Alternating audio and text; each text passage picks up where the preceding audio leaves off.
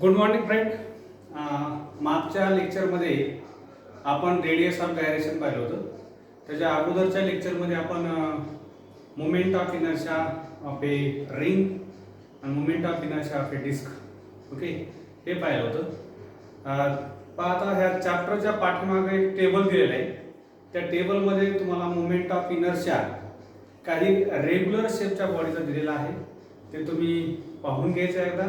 वाटल्यास मी हा चॅप्टर संपल्याच्या नंतर प्रत्येक रेग्युलर बॉडीचा मोमेंट ऑफ इनर्शिया आणि नंतर आता आपण जे आर्टिकल सुरू करणार आहे बघा ते त्या रेग्युलर बॉडीला मोमेंट ऑफ इनर्शिया काढण्यासाठी कसं यूज करायचं हे सांगणार आहे मी.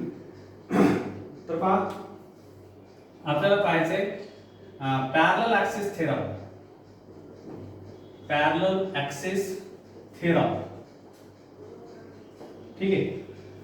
याच्या अगोदर सुरू करण्या अगोदर मी तुम्हाला सांगतो याचा यूज वगैरे आपण पुढं पाहणार. त्याच्या अगोदर मी थोडक्यात सांगतो बघा. तुम्ही पाहिलेलं पहा मोमेंट ऑफ इनर्शिया ठीक आहे of a ring about an axis passing through its centre and perpendicular to its plane okay. आता तुम्हाला ह्या रेग्युलर शेपच्या बॉडी जी आहे त्याचा मोमेंट ऑफ इनर्शिया माहिती आहे कशाभोवती एका ॲक्सिस भोवती. जो ॲक्सिस सेंटरमधून पास झालेला आहे आणि तो त्या प्लेनला परपेंडिक्युलर आहे ठीक आहे. जर समजा तुम्हाला सीईटी मध्ये किंवा बोर्डामध्ये जर मोमेंट ऑफ इनर्शिया विचारला रिंगचाच पण जर ॲक्सिस जर वेगळा असेल समजा तो ॲक्सिस समजा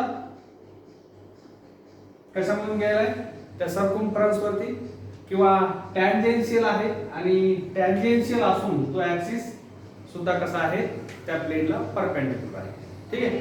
जर समजा तुम्हाला हा माहिती आहे मोमेंट ऑफ इनर्शिया पण हा जर करायचा जर असेल तर त्यावेळेस तुम्हाला हे पॅरलल ॲक्सिस थेरम आणि परपेंडिक्युलर ॲक्सिस थेरम समजा हे दोन्ही ॲक्सिस जे आहेत ते पॅरलल आहेत ठीक आहे. आणि जर समजा एखाद्या वेळेस तुम्हाला डायमीटरला काढायचं सांगितलं असेल आता डायमीटर काढतो मी.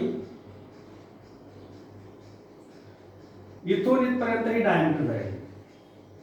तुम्हाला जर डायमीटर जर काढायचं असेल तर त्यावेळेस तुम्हाला परपेंडिक्युलर ॲक्सिस थेरम यूज करावा लागतो. तर हे मोमेंट ऑफ इनर्शिया मध्ये पॅरलल ॲक्सिस थेरम आणि परपेंडिक्युलर ॲक्सिस थेरम तुम्हाला उपयोगी पडू शकतात ओके. आता पहा आपल्याला पॅरलल ॲक्सिस थेरमचं मॅथमॅटिकल स्टेटमेंट अगोदर प्रूव्ह करायचे आणि त्याच्यानंतर सेंटेन्सच्या फॉर्म मध्ये मी तुम्हाला स्टेटमेंट सांगतो ठीक आहे. आता आपण प्रूव्ह करूया. Consider a body having mass m rotating about an axis passing through O okay. Now this is another axis A C B okay. This axis is passing through the center of mass of a body okay and ACB is parallel to याला कुठले तुम्ही नाव देऊ शकता समजा MOP ठीक आहे. पुन्हा सांगतो वाटल्यास मी consider a body having mass m rotating about an axis passing through O and perpendicular to its plane okay. Another axis ACB passing through the center of mass of a body okay and which is parallel to the axis MOP okay. आता पहा आपण एक consider करूया मास element. आता याच्या अगोदर तुम्हाला मी सांगितलेलं आहे वाटल्यास नाही समजलं तर तुम्हाला सांगतो मी. Consider a mass element dm at point B okay. Join OD also join CD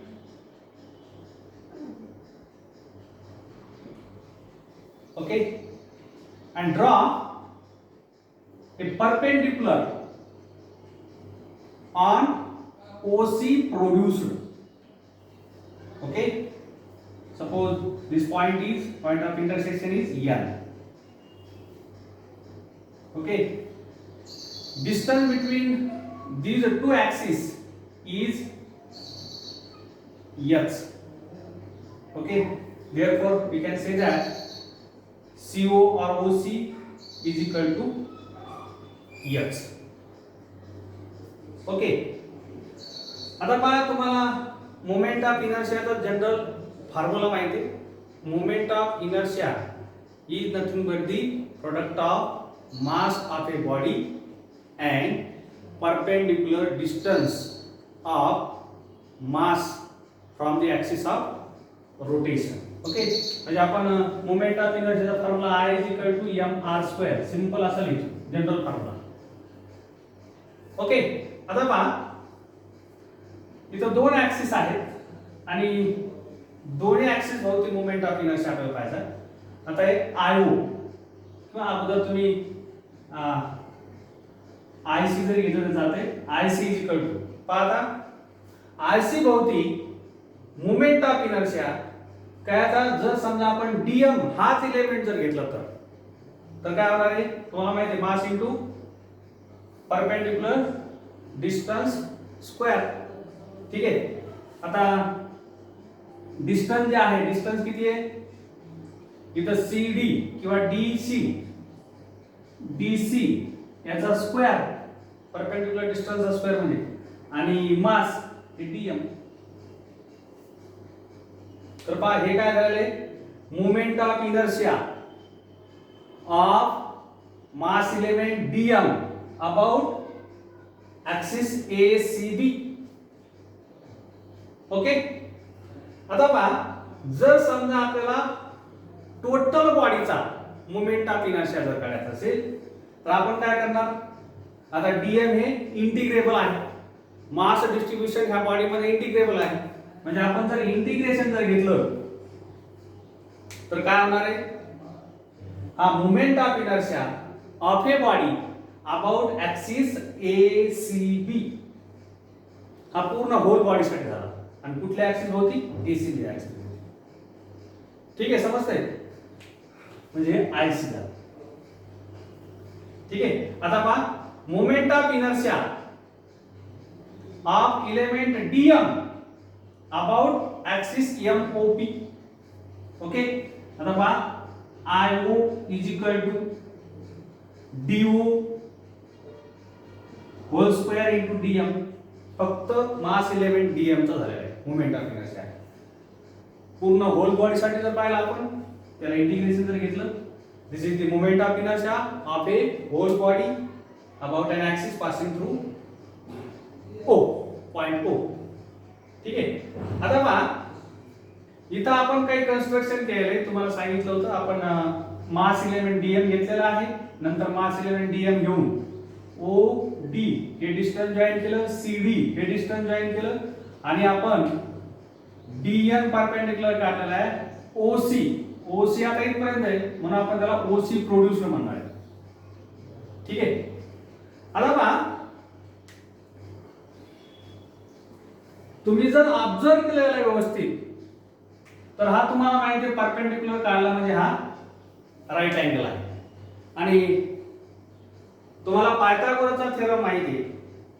ठीक आहे, पायथागोरसच्या थेरम नुसार आपल्याला DO ला काय लिहिता येतं बरं, DO हा काय हा काय हायपोटेनियस आहे, कर्ण आहे त्या ट्रायंगलचा.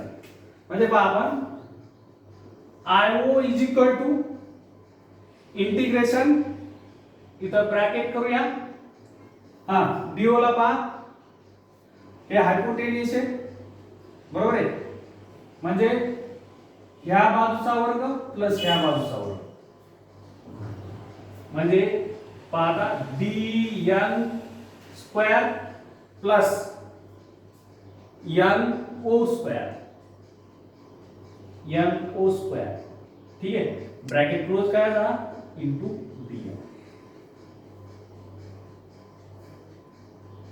ओके, आता पहा तुम्ही जर पाहिलं NO जे आहे, NO हे दोन भागामध्ये डिवाइड झालेले आहे, एक आहे NC आणि दुसरा आहे CO.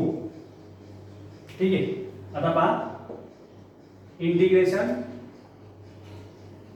dn whole square as it is, आणि याला कसं लिहू शकतो आपण, n ला nc plus cu whole square, ठीक आहे, ब्रॅकेट क्लोज इंटू dm. आता याचं जर एक्सपान्शन केलं, इंटिग्रेशन पहिले as it is dn square plus आता पहिल्या पदाचा वर्ग म्हणजे nc स्क्वेअर प्लस दोन्ही पदाच्या गुणाकाराची दुप्पट म्हणजे 2 इंटू nc इंटू co, ठीक आहे, प्लस co चा स्क्वेअर, co चा स्क्वेअर, ठीक आहे, ब्रॅकेट क्लोज आहे इंटू dm. ठीक आहे, वाटल्यास मी थोडं इथं लिहितो. आता पहा, आपण याला जर सेपरेट जर लिहिलं तर dn काय, dn ओके, हा त्याच्यानंतर nc. आता पहा dn आणि प्लस nc जर पाहिलं, हा तुम्ही एवढा जर ट्रायंगल जर घेतला तर राईट अँगल ट्रायंगल होतो, बरोबर आहे, आणि इथं काय dn होल स्क्वेअर आणि नंतर nc चा स्क्वेअर, म्हणजे याचा जर आपण पायथागोरसचा थेरम यूज केला तर इथं bc स्क्वेअर येऊ शकतात.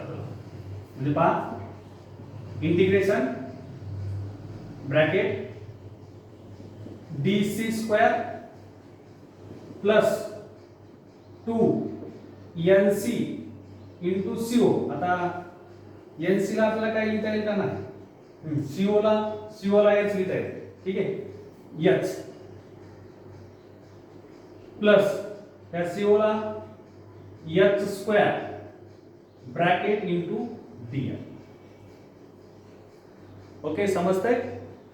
आता पहा आपण इंटिग्रेशन सेपरेट करूया. Integration dc whole square into dm, हे 2 कॉन्स्टंट आहे, h कॉन्स्टंट आहे, h कॉन्स्टंट आहे म्हणजे दोन्ही ऍक्सिसच्या मधलं जे डिस्टन्स आहे परपेंडिक्युलर डिस्टन्स ते चेंज होत नाही म्हणजे कॉन्स्टंट आहे h, ठीक आहे. Integration nc into dm plus sign h square, आता जस्ट तुम्हाला सांगितलंय कॉन्स्टंट आहे म्हणजे h square into integration dm, ठीक आहे. आता पहा नाउ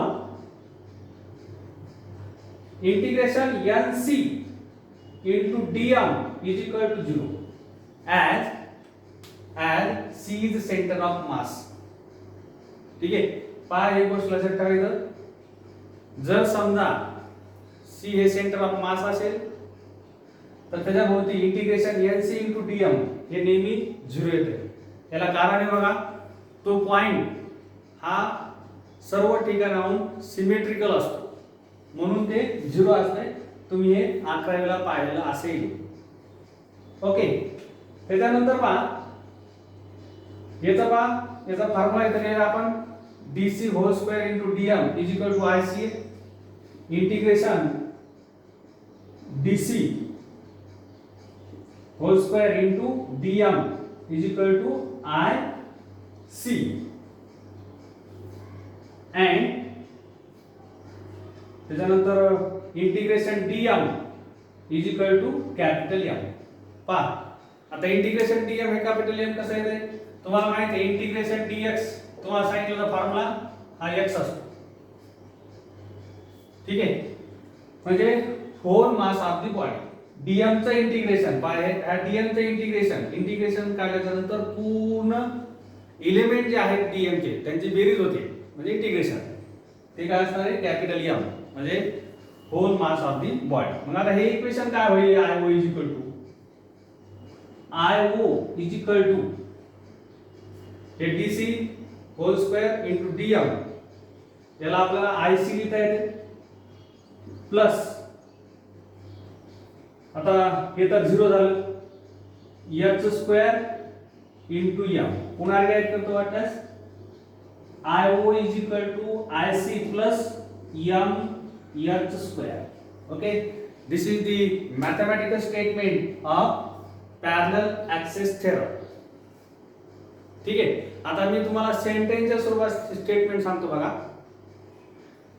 पाहिलं हे तुम्हाला पूर्ण ही जॉमेट्री समजली असेल या फिगरची. Okay, moment of inertia of a body about any axis is equal to the sum of moment of inertia about an axis passing through center. Okay, passing through center of mass and product of mass of the object and square of perpendicular distance between two parallel axes. This is the statement of parallel axis theorem. पहा, तुम्हाला जर समजलं नसेल तर पुन्हा एकदा repeat करतो मी statement. इथे तुम्ही पाहायचं आहे फिगर आणि मॅथमॅटिकल स्टेटमेंट. याच्यावरून तुम्हाला स्टेटमेंट लिहिता येईल किंवा लक्षात ठेवता येईल. म्हणजे रिमाइंड करताना तुम्हाला सेंटेन्स रिमाइंड न करता फक्त एवढा मॅथमॅटिकल फॉर्म्युला जर तुम्ही लक्षात ठेवला तर तुम्हाला स्टेटमेंट लिहिता येईल. ठीक आहे, moment of inertia of a body or object about any axis is equal to sum of moment of inertia about parallel axis passing through center of mass and the product of mass of object and square of perpendicular distance between parallel axis. Okay, this is perpendicular distance. Okay, तर अशा प्रकारे अतिशय सोपा असा parallel axis theorem होता. पुन्हा एक गोष्ट तुम्हाला सांगतो, जर समजा तुम्हाला बोर्डाच्या परीक्षेच्या दृष्टीने जर सांगायचं असेल तर हे जे आर्टिकल आहे खूप महत्त्वाचं आहे.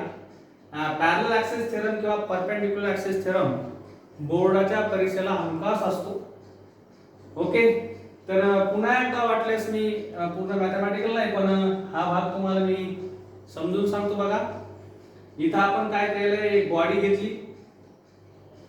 ठीक आहे, त्याच्यानंतर ती बॉडी आपण असं काही धरलं, ती बॉडी एका ॲक्सिस भोवती रोटेट होते, जो ॲक्सिस ओ पॉइंट म्हणून जातो. ठीक आहे, आणि त्या बॉडीचा मास कॅपिटल एम एवढा. ओके, याचा दुसरा एक ॲक्सिस आहे ACB. जो ॲक्सिस सेंटर ऑफ मास मधून गेलाय आणि तो ॲक्सिस हा MOP ह्या ॲक्सिसला पॅरलल आहे. ठीक आहे, आणि दोन्ही ॲक्सिस हे प्लेन ऑफ फिगरला किंवा त्या बॉडीच्या प्लेनला परपेंडिक्युलर आहे. ठीक आहे, त्याच्यानंतर आपण कन्स्ट्रक्शन काय केलं, आपण एक मास एलिमेंट घेतला DM. ठीक आहे, एका पर्टिक्युलर डिस्टन्स वर तुम्ही कुठेही घेऊ शकता, फक्त तुम्हाला ज्योमेट्री व्यवस्थित तयार करता आली पाहिजे. ठीक आहे, आता इथे तुम्ही मास एलिमेंट घेतला. मास एलिमेंट घेतल्यानंतर आपण हा जो पॉइंट आहे DO हा जॉईन केला, नंतर DC हा जॉईन केला. ठीक आहे, नंतर पुन्हा कन्स्ट्रक्शन केलं फिगर मध्ये. परपेंडिक्युलर काढला D पॉइंट पासून N पर्यंत. आता इथे परपेंडिक्युलर सरळ काढा आपण OC पर्यंत लाईन होती आपण.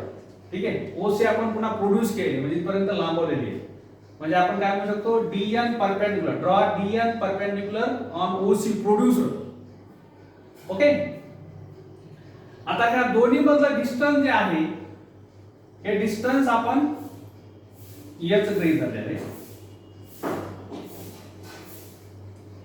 ठीक आहे, आणि त्याच्यानंतर मी अगदी सविस्तर तुम्हाला जे बेसिक फॉर्म्युला होता मोमेंट ऑफ इनर्शियाचा तुम्हाला फॉर्म्युला सांगितला. मोमेंट ऑफ इनर्शियाचा जनरल फॉर्म्युला काय, I is equal to mr square mass into square of perpendicular distance. त्याच्यानुसार अगोदर DM ह्या मास एलिमेंट साठी काढले, इंटिग्रेशन घेऊन ते पूर्ण बॉडी साठी पण पर्टिक्युलर ॲक्सिस साठी काढले. ठीक आहे, तसंच IO साठी. नंतर इथं DO जे आहे हे DO पहा, पुन्हा एकदा वाटल्यास मी फिगर मध्ये सांगतो. हे DO हा DO काय, हा जो तुम्हाला ट्रायंगल दिसतो जो की राईट अँगल ट्रायंगल आहे, त्या ट्रायंगलचा हायपोटेन्यूस आहे. मग आपण पायथागोरसचा थेरम यूज करून या DO ला इथं DN प्लस NO लिहिलेलं. ठीक आहे, नंतर मग पुन्हा DN ला डीएन डायरेक्टली ठेवलं. एनओ जे आहे, एनओ चे दोन पार्ट आहेत, एनसी प्लस सीओ. ठीक आहे. पुन्हा इथे याचं काय केलं, एक्सपान्शन केलं. एक्सपान्शन केल्यानंतर हे आलं तुम्हाला. पण तुम्ही जर हे दोन्ही ऑब्झर्व जर केले व्यवस्थित, ठीक आहे, डीएन हा एक आहे आणि एनसी हा एक आहे. इथे तुम्ही जर पाहिला तर छोटासा तुम्हाला राईट अँगल ट्रायंगल दिसतो. आपण पायथागोरसचा थेरम यूज करून त्याला त्या दोन्हीला, ह्या दोन्हीला काय येते, डीसी स्क्वेअर म्हणजे डीसी स्क्वेअर. ठीक आहे. खाली पण तुम्हाला समजलं असेल. फक्त आता इथं जे आहे, इथं मी तुम्हाला डायरेक्ट सांगितलं कारण ह्या काय आहे तुम्हाला centre of mass integration NC into DR is equal to 0. त्याला कारण द्यायचं as C is centre of mass. Centre of mass असल्यामुळं integration NC DM is equal to काय ते 0. ठीक आहे. त्याच्यानंतर बाकी हे जे व्हॅल्यूज होते आपण याच्यामध्ये पुट केल्या, हे आपल्याला इक्वेशन भेटले. आता मॅथमॅटिकली इथं इक्वेशन भेटले. हे मॅथमॅटिकल स्टेटमेंट आहे पॅरलल ऍक्सिस थेरमचं आणि फिगर आहे तुमच्या डोळ्यासमोर. मग काय सांगितलं, मोमेंट ऑफ इनर्शिया बॉडीचा कुठल्याही ऍक्सिस भोवती तो इज इक्वल टू बेरीज असतो, बेरीज एवढा असतो. काय काय बेरीज, मोमेंट ऑफ इनर्शिया त्याच बॉडीचा कुठल्या ऍक्सिस भोवती, पॅरलल ऍक्सिस भोवती. कोणाला पॅरलल, तो गिव्हन ऍक्सिसला पॅरलल आहे आणि जो सेंटर ऑफ मास मधून गेला. ठीक आहे. यांचं आणि पुन्हा प्रोडक्ट, कायचं प्रोडक्ट, मास ऑफ ऑब्जेक्ट आणि square of perpendicular distance between two parallel axis. ठीक आहे. प्रोडक्ट एवढं आहे. प्रोडक्ट काय करायचं आहे, त्या ऑब्जेक्टचा किंवा बॉडीचा मासचा आणि जे परपेंडिक्युलर डिस्टन्स आहे दोन्ही ऍक्सिस मध्ये, त्या परपेंडिक्युलर डिस्टन्सचा स्क्वेअर. ठीक आहे. याचा प्रोडक्ट आणि हा मोमेंट ऑफ इनर्शिया यांचं बेरीज. ठीक आहे. तर व्यवस्थित समजून घ्या. तुम्ही पॉज करून हे लिहून घेऊ शकता. अतिशय महत्त्वाचं बघा, बोर्डवरती सर्वच आहे. फक्त तुम्हाला ज्यावेळेस परीक्षेमध्ये लिहायचं त्यावेळेस याची काही माहिती आहे फिगरची, जे जे कन्स्ट्रक्शन केलं ते, हे पूर्ण डेरिव्हेशन, नंतर हे मॅथमॅटिकल स्टेटमेंट आणि मॅथमॅटिकल स्टेटमेंट झाल्याच्या नंतर काय सेंटेन्सच्या स्वरूपात स्टेटमेंट. ठीक आहे. तर तुम्हाला एक अभ्यास देतो बघा मी. तुम्ही काय करायचंय, तुमच्याकडे पुस्तकं असतील, हे जर प्रिपरेशन करा. प्रिपरेशन करून ते मनानं एका पेजवरती लिहा. त्या पेजचा फोटो काढा आणि माझ्या व्हॉट्सअपवरती टाका. म्हणजे मी चेक करतो कुठं चुकलं काय चुकलं. ठीक आहे. तर इथं आपण स्टॉप करूया. Okay, thank you.